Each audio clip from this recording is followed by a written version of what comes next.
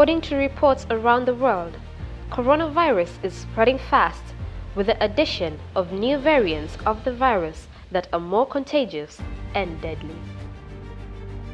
1 in 3 people who have the virus have no symptoms and could be spreading it without even knowing it. COVID is not a disease like malaria or like pneumonia, where somebody, other kinds of pneumonia. People can have it and they don't have any symptom, and they will run around the street. So they will infect people as they come across them or they meet up with them.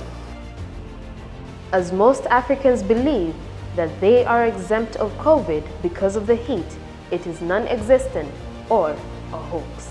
Sadly, most Gambians believe this too. A lot of people talk about COVID doesn't exist, especially it's gone in the Gambia because of the heat and so on. I don't think that's the reality. The reality on the ground can be seen based on the figures that we've seen lately. For a couple of weeks we had 0 cases, 1, 2, 3 cases. Now we are seeing double-digit cases, and we are seeing even deaths, a number of deaths. So therefore, this is not true, 1. Secondly, we are all exposed to the media, the social media, the television, and all those other things, and the print media. We see what is happening out there. Just across the road, our neighbors are facing challenges, so it exists.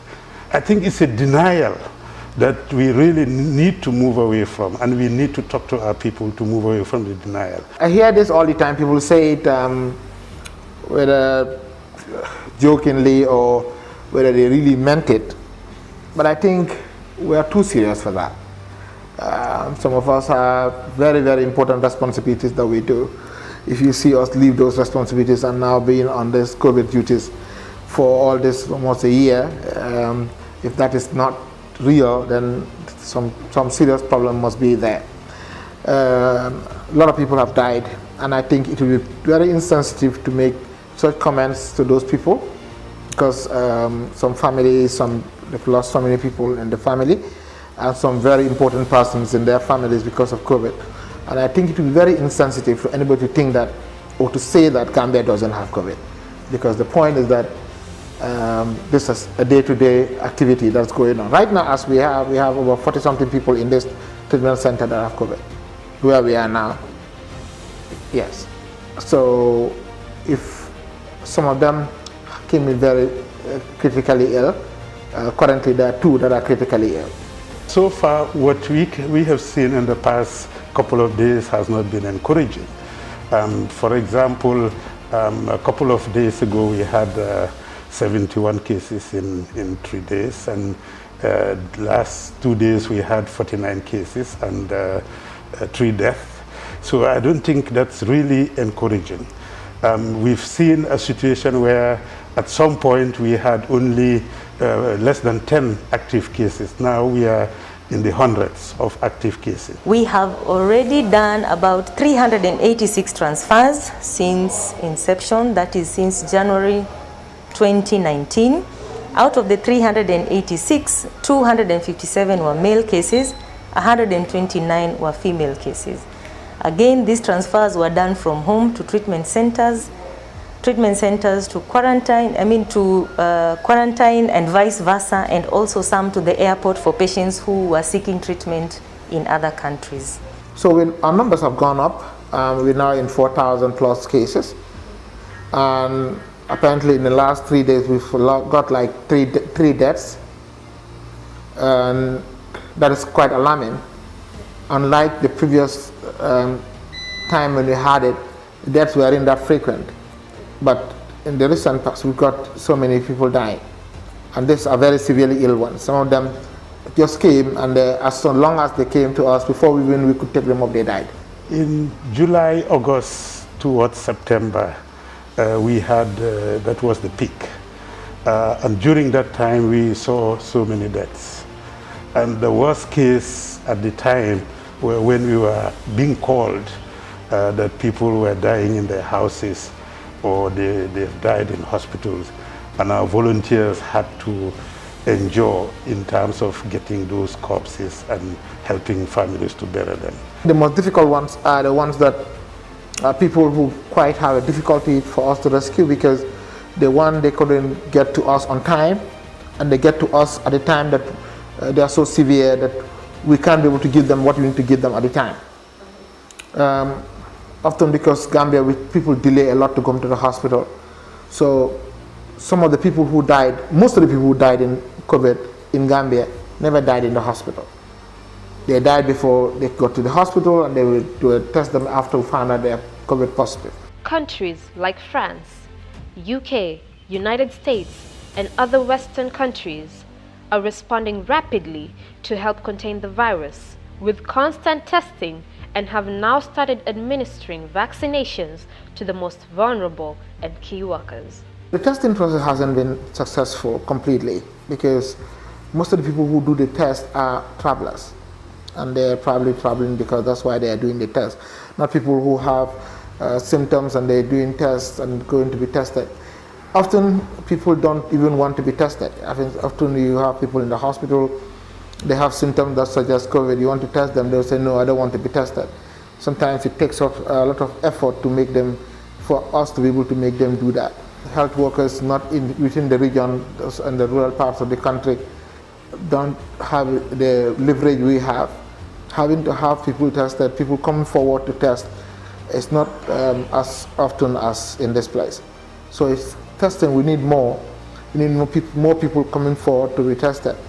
And I don't mean travelers, I mean people who probably have symptoms that suggest what the things we have: fever, headache, catarrh, or having an abnormal, some diarrhea that you cannot explain, some feeling of being unwell. You could voluntarily go and do a test. It's free. And I think that we need to encourage more people to do, because that's the only way out where we'll be able to catch people early so that they will not infect other people.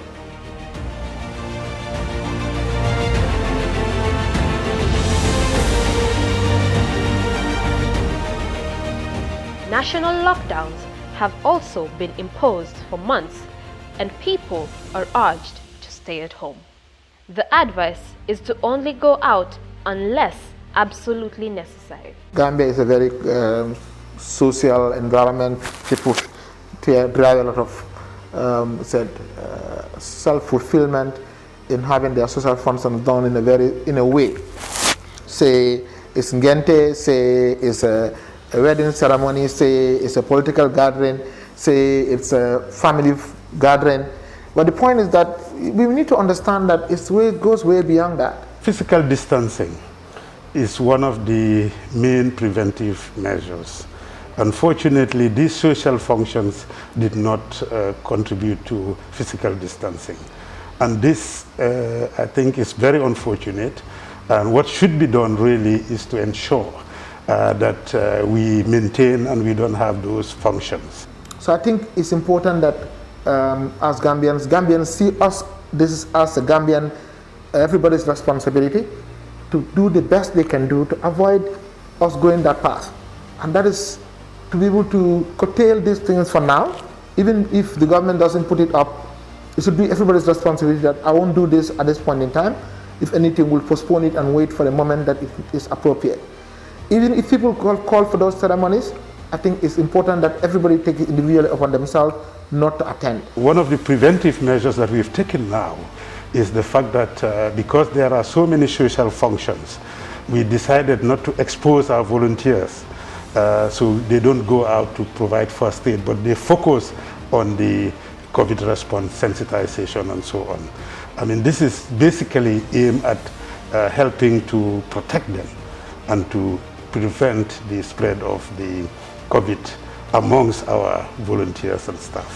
France especially has gone as far as closing their borders and imposing 6 a.m. to 6 p.m. curfews. From the figures that we see, I think the Gambia is getting into the second wave, if it is not already there, because the figures that we've seen are really not encouraging, and it's an indication that actually the numbers are rising.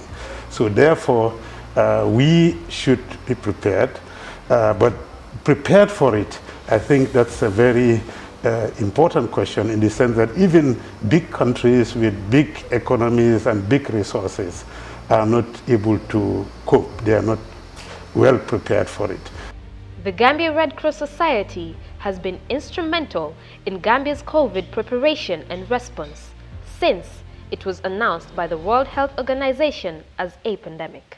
The Gambia Red Cross was created by an Act of Parliament in 1966, and one of the main role of the Red Cross is to complement government efforts, especially in situations like health emergencies.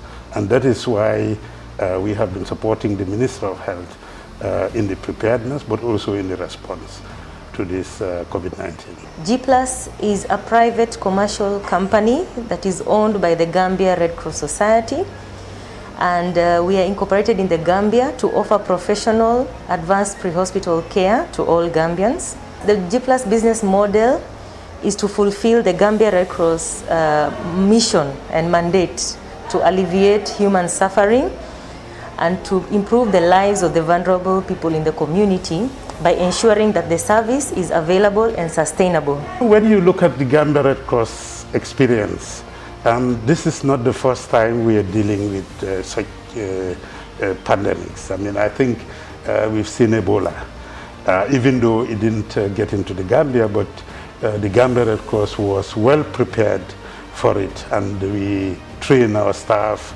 developed some guidelines. And these were the guidelines that were adopted for COVID. And some of us had experience of working in Ebola countries when there was an outbreak. So I've learned, personally, I was working with the International Federation, and I was in charge of Africa at the time. And I've gathered a lot of experience from there, which is what is helping me today to support and coordinate the response from the Gambia Red Cross. So basically our response have been very professional, and we were able to deliver on the expectations. We were able to deliver on a lot of things, starting from the prevention messages, that is the sensitization, the hygiene, we were able to deliver on that. Case management, we are able to deliver, and we've put our resources there. We have 7 well-equipped ambulances that support the Minister of Health in terms of transferring of cases. We have 2 types of ambulances. We have the advanced life support ambulance and the basic life support ambulance. So the advanced life support ambulance is more of a moving ICU, fully equipped with the equipment, life-saving equipment, and the personnel who are able to intervene depending on the patient's condition. As we speak today, we have 3 of those ambulances attached to the testing centers. We are doing all the transfers for COVID-19 confirmed patients and suspected cases as well. We pick them from their homes and take them to the treatment facilities, or from quarantine centers to treatment facilities accordingly.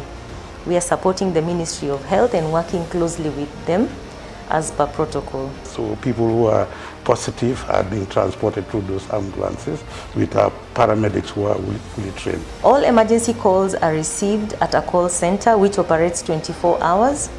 The people who are manning the call center, the dispatchers, are also medics, so they're able to receive the call, get the medical information, and advise the caller appropriately. We have also built our capacity in the delivery system to the extent that now, if it gets to a second wave, we are well prepared, we are well equipped, and we'll be able to deal with it as Red Cross. We have been able to train our teams to be able to handle these cases, and something called infection prevention and control, meaning that they are going to transfer these cases safely to ensure the patient's comfort, number one, and then to ensure their own comfort as part of stopping the spread of the disease. We've been able to give care as needed for the patients who needed oxygen therapy and for patients who needed intervention while in transit. I got a case where somebody came in, was drove by the family, and they brought him to a treatment center. And when they got there, as we were trying to get him from the car, she arrested. We had to resuscitate her, and she died right there. And those are very, very difficult moments. You know, you can imagine she died just because she didn't have oxygen. Maybe if she had oxygen earlier, maybe she would have survived it. And because usually those with COVID, there's a time that that lapses. If you go over that time, then your tendency to recover is there. But then at that time, you need very critical care. That is the high need for oxygen, anticoagulation, sometimes with steroids. So if you don't have that at that point in time, then that can be very fatal. We also transfer stable patients safely to ensure that the spread, the disease is contained, because they cannot be moved in normal vehicles, they cannot be moved with other people who have not been in contact with the disease. We also have an outpatient clinic whereby we offer outpatient services, laboratory, pharmacy, and doctor's consultation. So that's one of the very strong things that came out of the response. We delivered, we built our preparedness to continue the response, but also to scale up if need be. With over 1 million deaths worldwide and the virus still with us, let us endeavor to stay safe in order to stop the spread of COVID-19 as the Gambia Red Cross Society and all frontline health workers continue to put their lives at risk and battle the spread of this deadly virus. COVID is a disease that nobody can ever be completely prepared for. If the numbers start coming, I'm sure this will look like we haven't done anything. And the resources, whatever we put together, if the numbers come up, it may never be enough. Even in the most resource endowed countries, it's been overwhelmingly difficult for them to sustain it. The only solution at this point in time is prevention. And this is our best bet as Gambian. As Gambia, because the country doesn't have the necessary infrastructure and the resources. We've seen countries where they have the infrastructure, good health infrastructure, and they have good doctors, and they have access to a lot of resources. They are being challenged by COVID. What about us as Gambia, as a small country, developing country, with limited resources? As you know, Gambia doesn't have its own oxygen plant.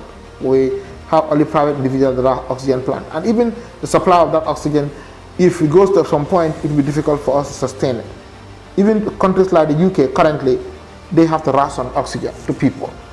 So you can imagine if Gambia is to have that, whatever is happening in those countries, we should make sure that we don't go there. My advice to all of us is that we really need to get out of our denial, to accept that COVID exists. Notwithstanding, we also join in that process. We still, as we are all health workers, we are all trained in some way to communicate. In every opportunity that we have, just like we have now, we still help to clear people's doubt, try to improve people's understanding of the disease, try to sensitize people about the disease. And to live with the advices and to really heed to the advices provided or given by the Minister of Health and the WHO. Preparedness include not only having equipment, like you see this edifice, this is a COVID treatment center, where we are now. This is in Damban. I'm sure you see this wasn't here 6 months ago.